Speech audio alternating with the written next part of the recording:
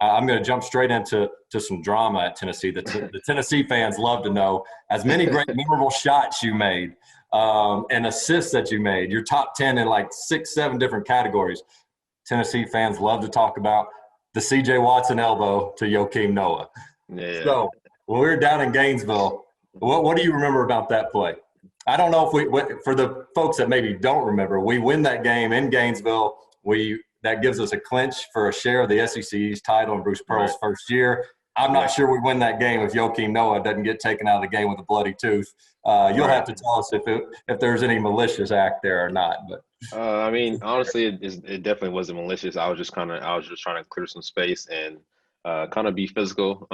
Like I said, at the time, we were, my senior year, Bruce's first year, we were just trying to make a name for ourselves. And I thought we had a great team, a great system with Bruce and the style that he brought there. And like I said, I was just trying to make a good play, get him off me. I just felt he was too close. And a crazy backstory about that, me and Joe were actually teammates for the Bulls. Right. Probably 5 or 6 years later. And first thing I see him, he says, "No more elbows, man." I was like, we just started laughing because he remembers, and now he got his tooth fixed and all that kind of stuff. And Joe's a great guy, a great teammate. And, definitely wasn't malicious, but I was just trying to clear some space and let them know that, there's some new kids in town and we were trying to take over the SEC. Yeah, absolutely. And nowadays, because let's see, you had already left, but the next year at Memphis, Joey Dorsey of Memphis gave me a mean elbow. It hit me in the chin, but not the tooth. I stayed in the game. I got the charge call. But I'm like, that was – I don't even think it was a flagrant on you back then. It was just just an offensive foul, I think. Yeah, it was just an offensive foul.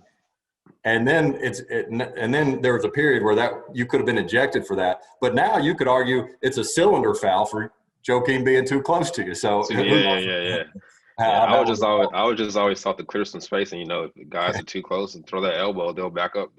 Either they get hit or they move. This certainly is about Tennessee, and I don't want to lose any subscribers here by talking about Florida.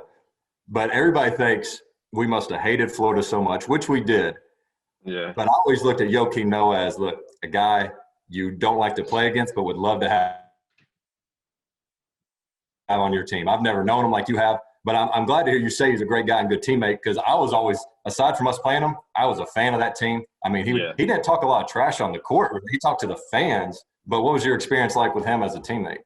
It was kind of the same, but Joe, he talked a lot of trash. He talked trash. He talked trash to the coaches, to the refs, which is why I love him as a teammate, because, like I said, Joe was one of those players full of energy. He was very hype, even in practice. He would get everybody hype in practice, and like you said, he was one of those teammates that would ride for you and die for you, because he leaves it all on the court and he plays hard. And but he definitely talked trash, but you love it though, because that gets everyone hype. It gets us playing our best game, and obviously sometimes it gets the other players and the best players on the other team playing their best game, which kind of we don't want that at times. But Joe brings it out of them, which makes us step our game up also. So it was great playing with him.